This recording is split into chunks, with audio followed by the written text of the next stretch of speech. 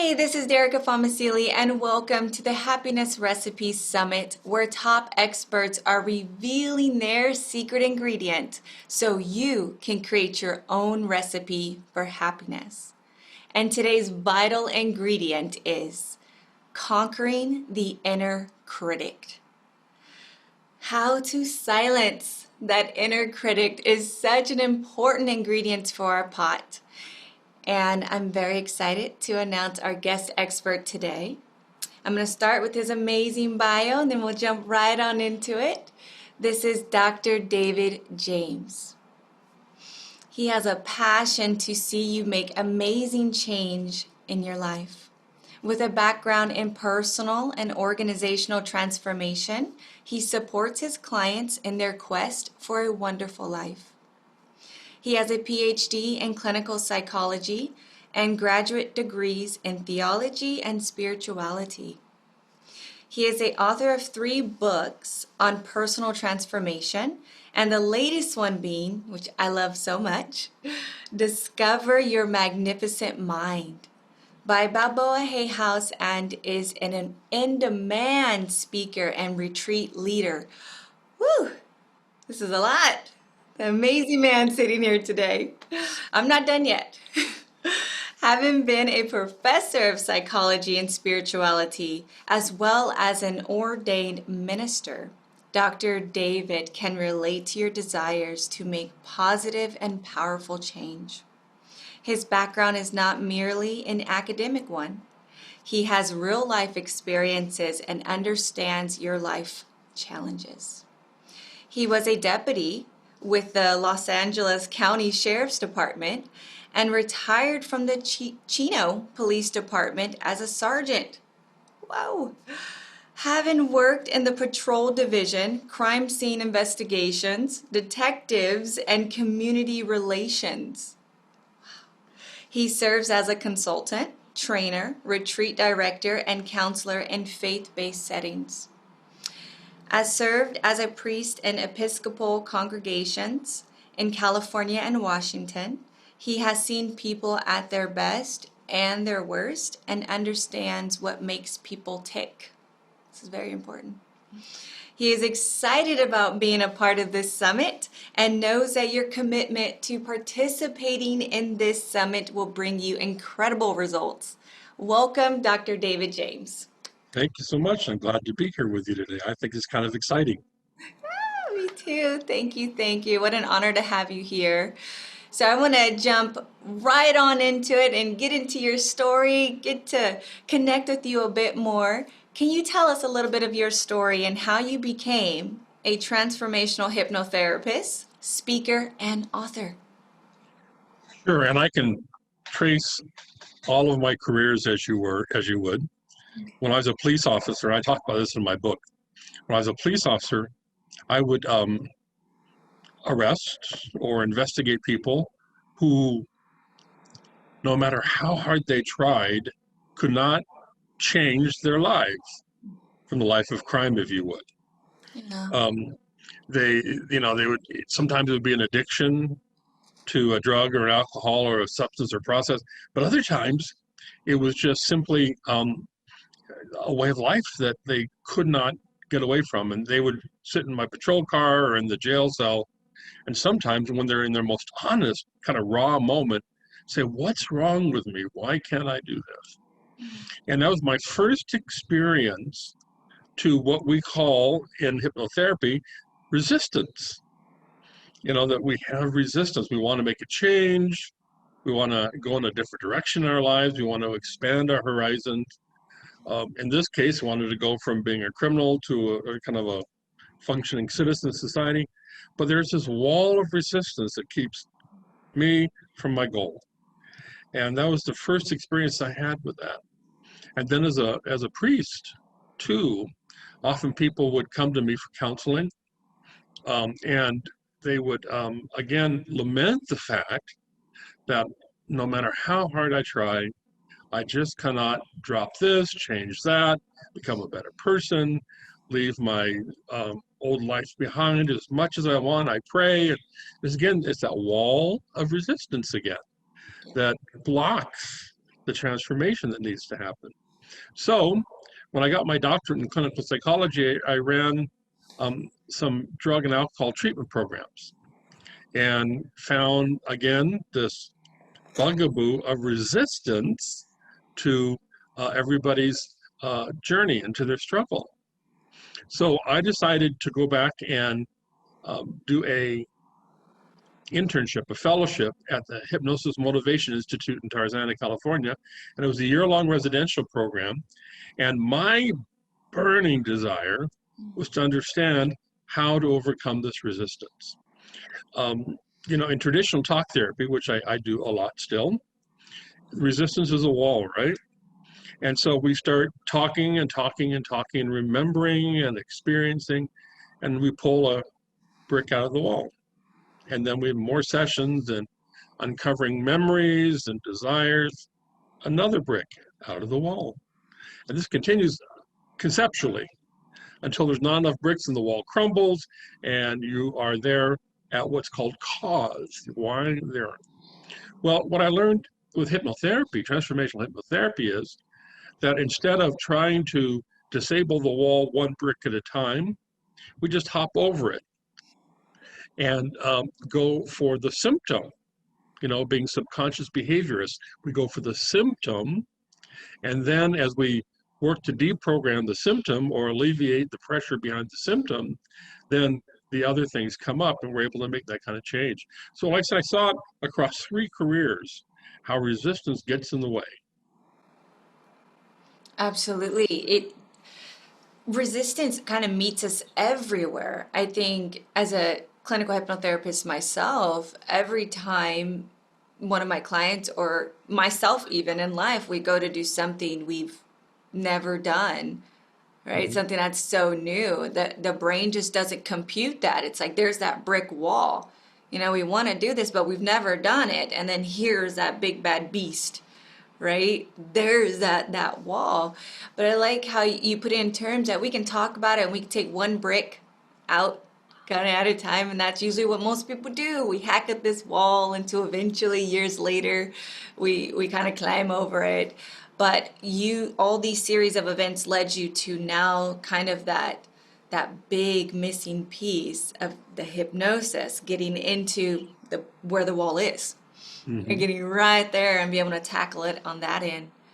Why do you think so many of us, why do we face this resistance? Like, why is there that brick wall that's actually there for so many things in our lives? Well, the clinical term for this resistance is what we call homeostasis, which is used across disciplines like medicine and psychology. That homeostasis is by the Greek word return to the one, return back to our default setting. So if we have a fever, eventually the fever breaks and homeostasis takes place and we return back to 98.6 or whatever our normal temperature is. And so in some ways, this is a defensive mechanism of our brain, of our mind, to keep us safe. That for some reason, we have translated the kinds of change that we make, the desires that we have in our hearts, but there's a whole surrounding of fear about what these changes would make. I remember one night on patrol, I got a call and my partner and I went to a domestic violence case at 3 a.m. And these are very deadly calls for police officers because usually people are drunk or high, tensions and anxieties and rage is just out of control. So we went to this house, and the man had pretty badly beaten the woman. Now, that's not always the case. Let's be fair gender-wise here, but very often it's the case, and in this case it was. And so it was clear to us, we didn't need any more evidence because you could see the effects of the beating, that we hooked him up, as we say. We put handcuffs on him, and we started to take him out the door. And I was the one who stayed behind with the woman who was the victim to talk about, how can we help you? What kind of social work resources can we get you? Can we call family members to come? And as she saw my partner taking her partner or man or husband out the door in handcuffs, all of a sudden, and I know this because she told me it in retrospect, all of a sudden, she saw the man who pays the bills go out the door. She saw the man that she'd been in love with since she was 13 go out the door. She saw the man who was, responsible for her very psychological well-being, even though he was very abusive and gaslighting, out the door. And all of a sudden she panicked. And as I walked away, she attacked me to get past me, to get to the other officer and him to try to free him. So this is a case where this resistance was powerful because her fear was powerful. So I'd say 99.99999% of the time, resistance is fear-based. Absolutely. Absolutely. I see that time and time again that the mind doesn't like to lose anything, good or bad, Mhm. right? It's kind of like we humans hold on to the things that we know, whether they're destructive or growing us. Like this is what we compute. This makes sense to us where we're at. And so when you begin to kind of take things away so you can embody that change, it freaks out. Right? There's that fear, there's that brick wall, and it kind of sucks, right? It sucks because it's good that that guy was going away, right? It's good that she had that space and not be enabled anymore and can find herself. And it's good that we make these changes, but it sometimes backs us up in a corner and we're in fetal position sometimes and just so afraid. And that's what sucks. That's what sucks. And so, okay, I'm getting passionate about that, but I'm like, what are some things? So hypnosis is definitely something that's going to help us overcome that fear, right? Overcome that. That's going to stop us. And there's other techniques too. And is this why the inner critic always intervenes, comes in and kind of stops us, is because of that fear of change? Well, certainly the inner critic is part of a resistance to change, but it also goes deeper. Um, because, and I hate to say this because it sounds so pedestrian, but the inner critic is only a habit of thought. Now, it's such an entrenched habit of thought that it seems to take on a life of its own. And when you're doing imagery work with the client in hypnosis, sometimes you can actually personify the inner critic and help them understand. I remember when I was doing my own training and therapy in my life, um, it occurred to me that every time that my inner critic was slamming me, it had a British accent because my mother was British and she was so critical of me growing up. So that's nowadays I ask my clients, I said, what language is your inner critic speaking or what's the accent? Because that was how, for me, it got launched. But like I said, but it's a habitual response over and over and over again, regardless of the circumstances. And very often it's rooted in shame. Of course, guilt is that feeling of feeling bad for what we do. Shame is the feeling bad for who we are. And so the inner critic is very shame based. Uh, but as you start to in transformative hypnotherapy, um, some other traditions, you start to shine a light on this. You see that it's a habit pattern of thought. Right, right. Because usually we think of our inner critic, whether it has a different tone or not, right? They're usually patterns.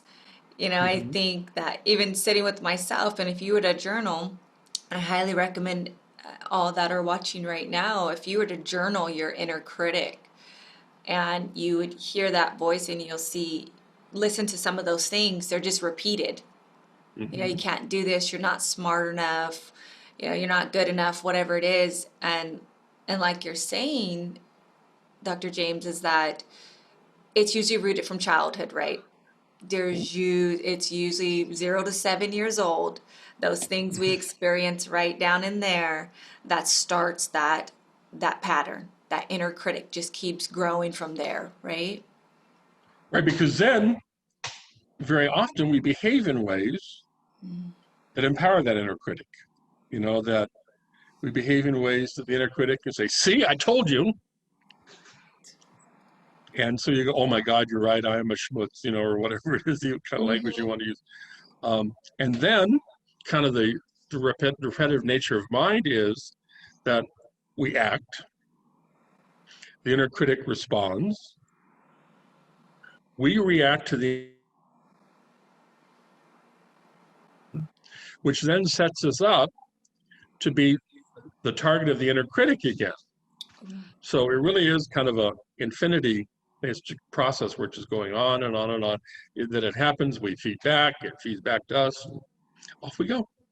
Right. It just loops. It's looping. And we're validating the inner critic. Like what you're saying, the inner critic will say something like, you're stupid.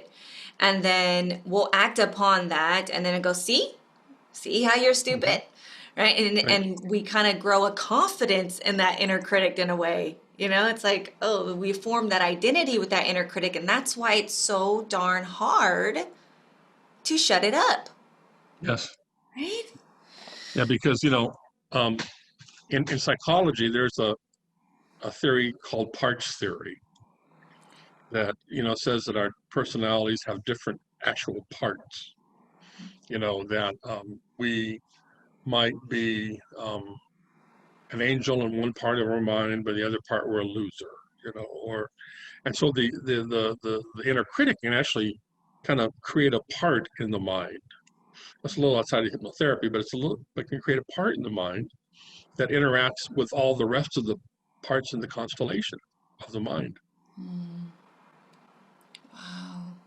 So we're going deep here into the roots, you guys, and just validating it is hard. It is very challenging to silence and conquer that inner critic. It's been with us since toddler age or as babies, but we Right? can do something about it. And this is the powerful thing of when you know the power of your subconscious mind, which is the vault of where the data of this inner critic lives, how it's a neuron that's firing in the mind with these thoughts. And so when you get down there, and this is what Dr. James is speaking on, you can start to rewire. You can hop over that brick wall, and we start with the awareness here. The awareness, this is what it's saying, but this is not you. This is not us. Right? This is just something we were told, something we picked up along the way.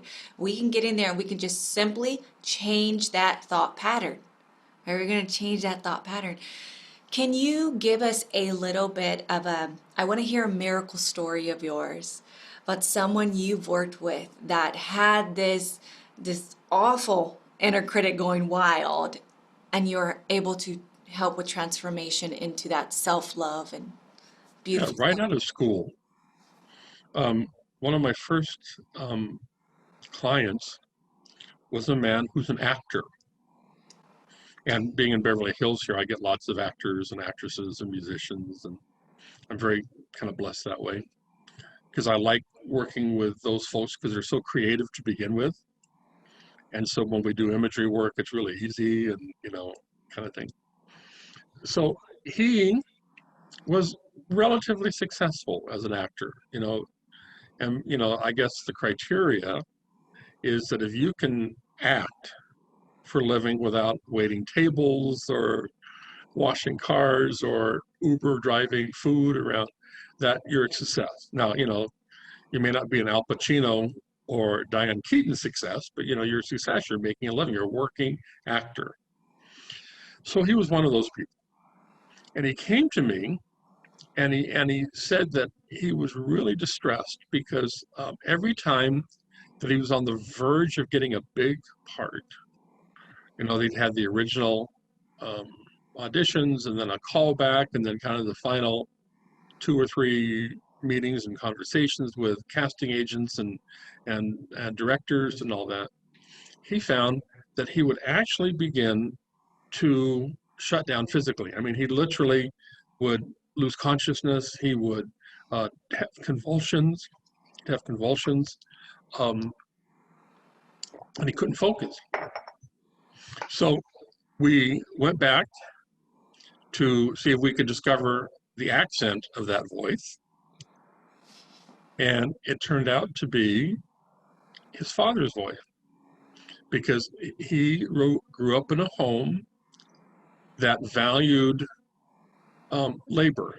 Like, as the case with many Depression era parents, the key was to get a job and to keep the job for 30 years and retire and work and provide for your family.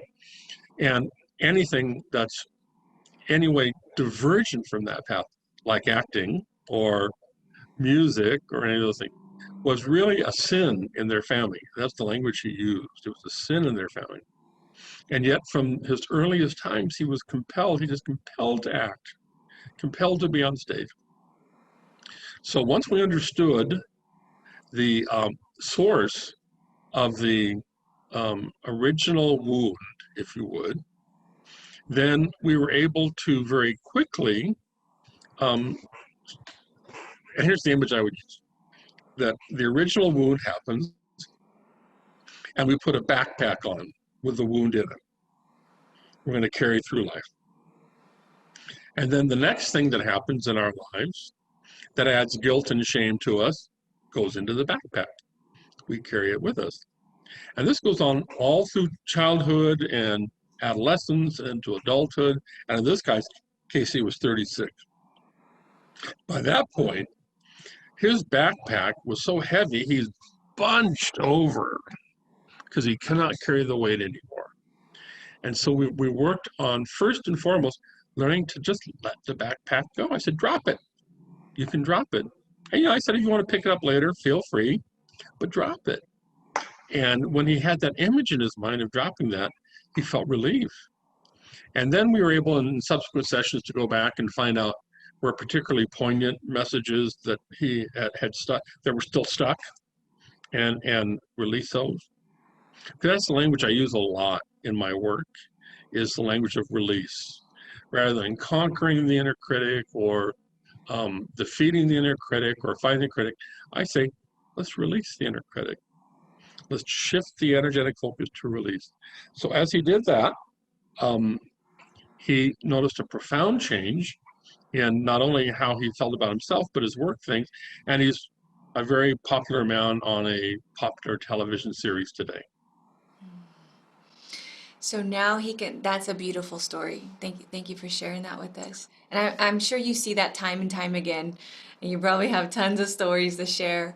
But that relates to all of us. We go through life with that heavy backpack. We're told, oh, you're stupid, you can't get it right. Why can't you find things? Or we're told all these different things in our lives growing up, and we just stack it on. We just have it, we're weighing, and it just weighs on us and weighs on us. And in his case, it was so heavy that when he got in that place where he had to prove himself, right, where he had to show himself, he would just like kind of crumble, just Mm-hmm. like go down and break down, literally. Now he doesn't do that. Now Right. he's starring on shows and Well, and every once in a while we get together for a tune-up to make sure that nothing is kind of sneaking back in. The messages, we continue to do the affirming messages and that kind of thing. Because you really do need to be vigilant, because the strength of this inner critic is profound. And if you think you've got it released in one area of your life, say your physical appearance, some people feel like they're ugly or fat or whatever. When you finally help them release that, then they go, oh, thank you so much. But I wish I wasn't such a shit at work, or something like that, because the inner critic just says, okay, done there, let's go on to the next one. If you got rid of me there, let's go to the next one. So it really can be a journey of releasing across all the facets of our life, because the inner critic is kind of insidious and kind of hooks into each area of our life. yes. It is I kind of imagine this onion that you're layering back, right? Getting one layer, the other. And yeah, you feel tremendously better, right? You get rid of one, you're feeling better. But I always think if we're not growing, we're dying, Mm-hmm. right? If we're not getting better or improving here. And I think that's why we keep finding areas of our life, oh, wow, that little voice is there. Oh, I Mhm. got that one, but now here goes this one. And now the life is getting better, you'll still always find areas where I can tune that up a bit, right? I need to like be better in my confidence, or I need to be better, whatever it is. And so it's a journey. Like you're saying, you just, all right, we'll go to the next one, we'll go to the next one. See, and part of the trick, if you would, to this whole thing is that when you're going from this one to the next one to the next one to the next one, is to be aware that even in thinking, I need to go to my work performance or my love life or my manifestation of abundance, that the inner critic can be so subtle that even by saying, I need to address my work life, then it's already launched that, well, of course, because of your work life, you're no good and, you're a cheater or, you're lazy. So even by the addressing it for what it is, the inner critic can have a loop over it. So, like I said, it really calls for diligence. This whole journey of enlightenment to be kind of the fullest and best person we can be really asks that we are as conscious and alert as we can be. Yes, that's self-awareness. Like you're saying, being conscious of it. So what I hear you saying is that we can face it, but don't give it so much credibility or power. Just like, yeah, this is here, and we'll move towards it. But instead of saying like, I need to do this, like I need to work on my love life, or I need to now work on my finances, that kind of already opens the can for that inner critic to kind of take over, right? Yeah, because it's deficit language. Is deficit language. You Okay. know, um, I teach meditation. Taught meditation for 20 years in addition to all the other things I do. And one of the things that we do with our students is we help them learn to just simply breathe in and feel the chest rise and exhale and feel it fall and breathe in and feel it rise, exhale and fall. And do that for 20 minutes a day, twice a day.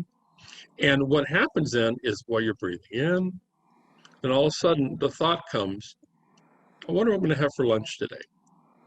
Breathing out, boy, she was such a bitch. Breathing in.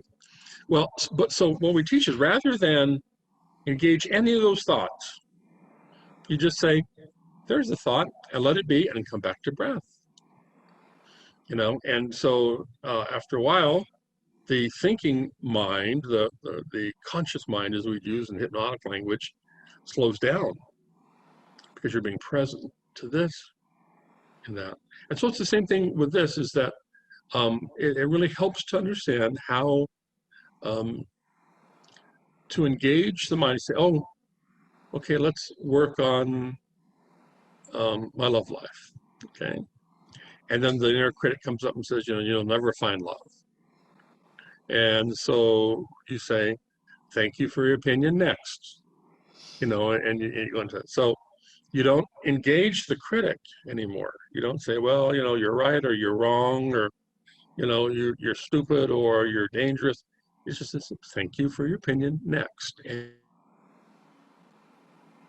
Okay. I love that. So that leads me into the next question of what are some things we could do right now to begin shifting that inner critic? And the one thing is that we see it, we hear it, we're aware of that thought pattern come in, but we're just like, oh, and it kind of floats by like a cloud. We don't really need to engage in it or poke at it. We can just say, okay, thank you. I honor you. Bye bye. Like, kind of let it go. What are some other things we can do right now to begin shifting that mindset into more the positive self-talk? well, and before we go there, let's just be honest with each other here and all of us, is that the self-critic, you say, thank you for your opinion, next. It's not going to go, okay, well, guess I'm out of work. I'll see you later. It's going to can come back because, like I said, it is the inner critic, believe it or not, the inner critic is a defense mechanism. It's trying to protect us. So, if we're going to jettison this defense mechanism, um, there's going to be some resistance to the wall. It comes back up again and Excuse me. bless you. So, um, but there are ways, like I said, there's this simple meditative technique that I talked about, just being present to breath, even now, and the inhalation and the exhalation, and letting everything pass, letting it pass. Because one of the things that I work with my clients to help them understand is that thoughts are not real things. Thoughts are electrical impulses and goo in the brain going from one cell to the next. We can make them real things by our behavior or adopting them as part of our personality. And that goes for great, loving, romantic, great thoughts or horrible thoughts, which is why all thoughts pass. I mean, Shakespeare once said that he was amazed that we had to write down all of our good thoughts in a journal, but not our bad ones, because the bad ones would stay with us.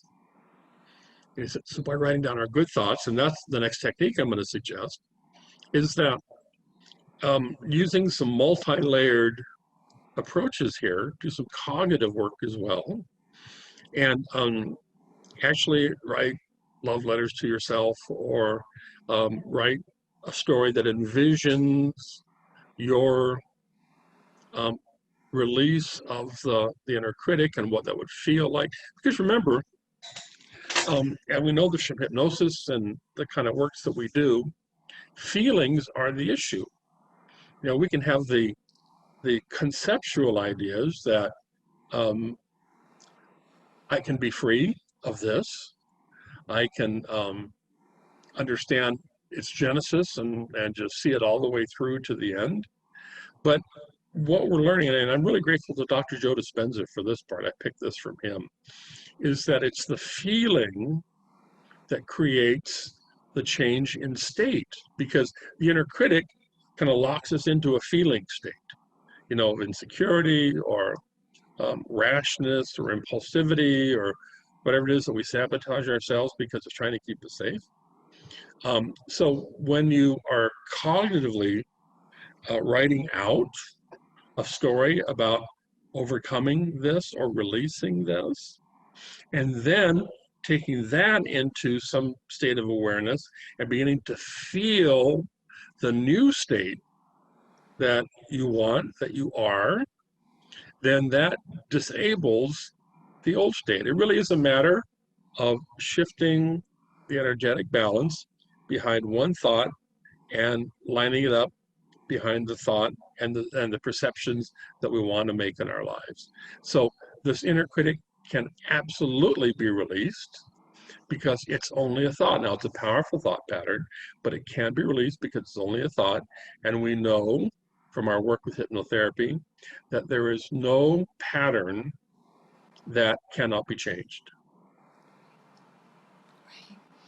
Okay, so I'm getting here some of those steps. You acknowledge it, it's there, but you can work on just being more present and knowing this is not a part of your identity. It's not as big. It's a thought, and I'm going to focus on what I do want, because in that moment I'm creating what I'm really going for is a feeling, right? I'm Right. really going for the feeling. So and in that time, you're saying a way that you can do that is love letters to yourself, affirmations to yourself, meditations about what that looks like.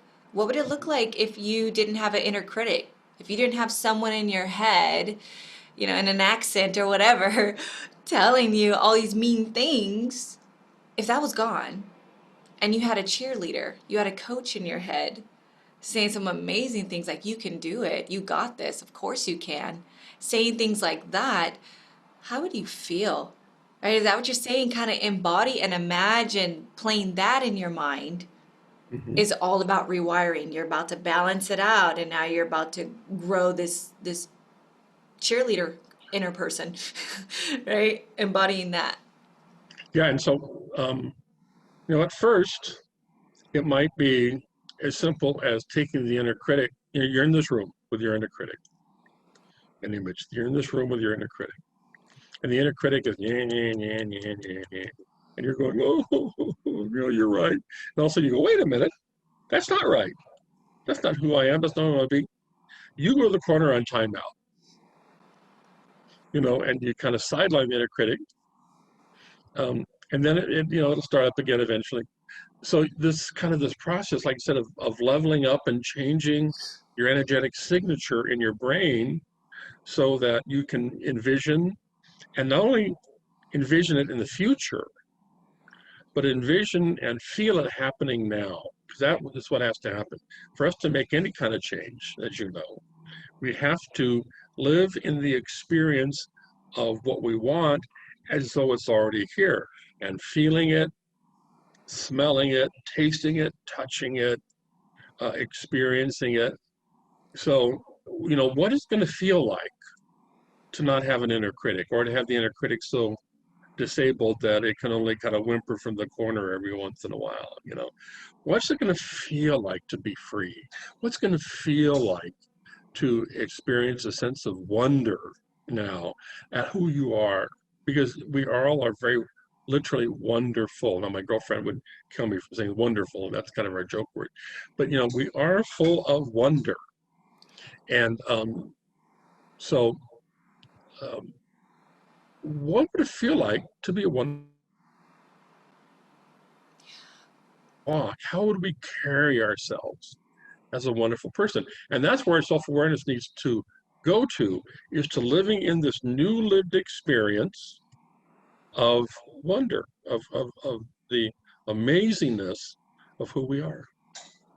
That's beautiful. And I can feel some people are saying, yeah, that's great. They want to get there. But we know that it's extremely challenging. Any change is challenging in the beginning. So for the It is. person who, right, good or bad is pretty challenging. When we're facing the inner critic, so speak to someone right now that it is just taken over by the inner critic. You can't do this. Why are you even going to try to change? You've tried before. You're just going to lose. Whatever. Those kind of voices are coming to them. You can't find wonder. You're not lucky, right? Those kind of things are being said right now. So if you can, Dr. James, and I'm putting you on the spot here, but if you Okay. can talk to that person right now and tell him or her, walk them through. Maybe we can close our eyes here in this moment and we can face that beast and begin transforming it so they can have a tool, right? An experience with this moment of what to do the next time. Okay. Can we do that? Let's do that. Yeah, let's center in, Right. and let's close our eyes and relax as much as possible, even sitting up with our spine erect so that energy can move up and down our etheric body through our chakras. But just imagine as you breathe in that you are filling your lungs with light. And when your lungs are filled with light, it just radiates through your entire body. And then breathe out and actually feel release, because you can't hold on to the oxygen forever. It turns into carbon dioxide and you release it. So in your body, you're breathing in, and then you feel release,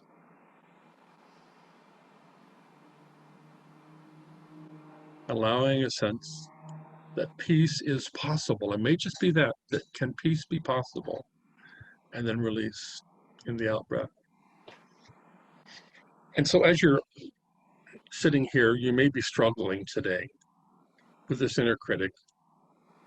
And we have used, for the sake of our conversation today, the phrase inner critic, but it could be a monster to you. It could be a tyrant to you. It could be um, life and death to you. But first and foremost, continuing to breathe in and out, relaxing, being present. I want you to know that this inner critic is only habitual thinking, that the only life that it has is the life that you get it by interacting with it. So just breathing in and being very relaxed and very comfortable. So first and foremost, recognize that these are habits of thought. And then when you understand that these are habits of thought, then you can begin to open some space up, a little bit alone, that habits can be changed. So I guarantee you, as you're breathing in and out and still getting a sense of wonderful, kind of delicious relaxation in this moment, that I guarantee you that as you identify with the one who thinks the thoughts of the inner critic,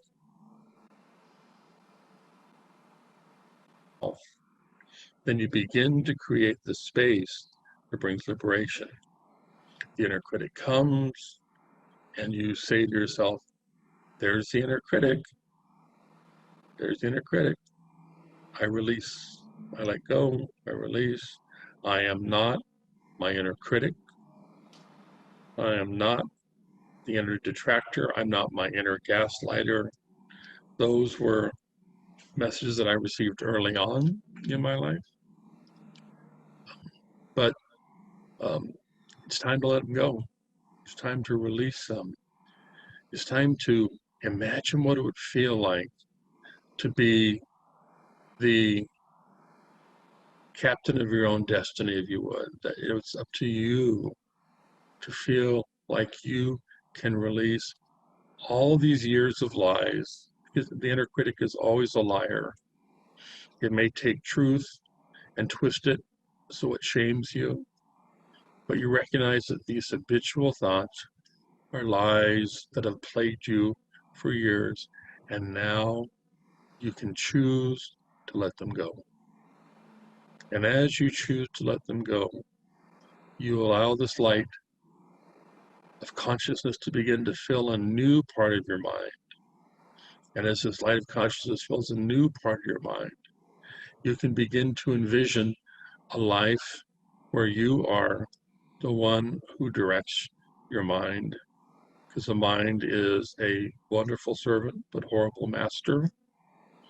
And so as you breathe and relax and release, you can begin to experience a felt sense in your body of what it would be like to be free of the inner critic. So you can do this simply by releasing in your mind, by doing cognitive work, by writing the love letters, by basically feeding truth where there has been lie, feeding light where there has been darkness.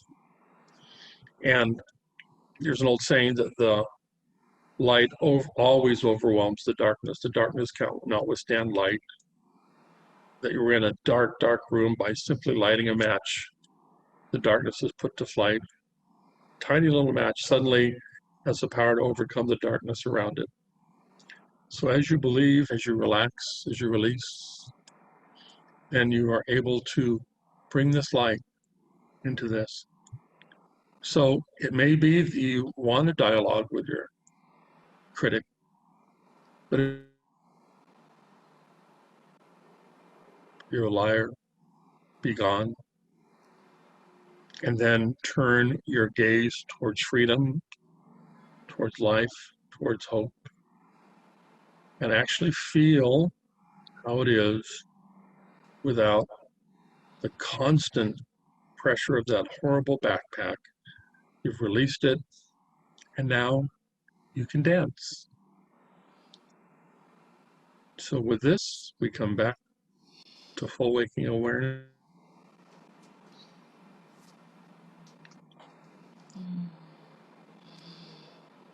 Thank you for saving that space for us all. I Is it okay if I share my inner critic? Do you think that would Please, be please. helpful? So we usually don't go into it thinking.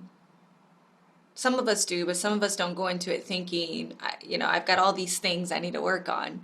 I didn't go into this thinking I had something to release, but as we start to relax and we kind of open up to that subconscious mind, here came that little voice, right? Hear that voice, and mine was, no one understands you.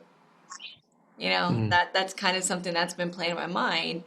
And so when we worked on releasing that, I seen that little voice just pew go down to this tiny little thing and just kind of like a speck now flew away. I could bring in you are understood, right? People do understand you. And that's the real truth. But I could hear that truth now and embody it, and really like everyone always does understand people. We all understand each other to a certain degree, and that's enough. I could hear like that cheerleader and coach coming in and feel this is what it feels like to be understood, to be heard and understood. And I don't know if you see my face kind of just glow, right? The little smile came to my face. So I'm hoping that that was your experience too. And if you're just watching, replay, go back and do this again. It was just a few moments here, a few minutes, but have that intention if you didn't have one this time, or if you did, we would love to hear about it. We'd love to hear about it. Thank you so much. Now that we're so relaxed and the inner critic is so silent, can we get in and talk about your gift? Yes. I do a lot of work in my office with people in Beverly Hills, but not everybody can get to Beverly Hills. So I do a lot of work around the world. I have clients in Dubai, in Paris, in where this week? Dubai and Paris this week, and Canada. And so we do Skype or FaceTime sessions. So my gift, I think, is I like to offer to people who are participating in this summit a free analysis and consultation, a telephone analysis and consultation of how what you're struggling with can be released, how we can start speaking some truth to the untruths that you've carried all your life. The truth of your magnificence, the truth of your wonder, the truth of the grace that is you, the love that is you. And then after that, that consultation, we can decide if you'd like to move forward in the transformational process. But even if you don't decide to move forward, you'll have a better sense of the lay of the land and the challenges you face, and you'll see some pathways of how you can transform those challenges. That's such a beautiful gift. Okay, so how can we will link that too, but just here, is there a website or even a phone number that people can dial into to get hooked up with this free consultation and assessment? My website is one word, it's davidjameshypnosis.com, Okay. and you can access me through there. On Instagram, I'm at Dr. David James, DrDivJames. Um, or my email for that matter is davidjameshypnosis@gmail.com. So, I try to keep it very kind of consistent and simple. Yes. Okay, so they can email you. They can also go to your website and connect with you there and say, "Hey, I want to hook up with this free assessment and consultation with you," and then you'll coordinate it with them. That's how it's going to work? Yes, because on my website I have some videos about hypnosis and transformation work that they can watch also, Okay. and kind of further expand their insight as to their desire and how we can help them realize that. All right. Can they put in the message to you, I was on the Happiness Recipe Summit, and that's how you will connect it? Yes. Okay. Beautiful. The link will be there. It'll be actually be in the email that you got today, and that's how you're watching this.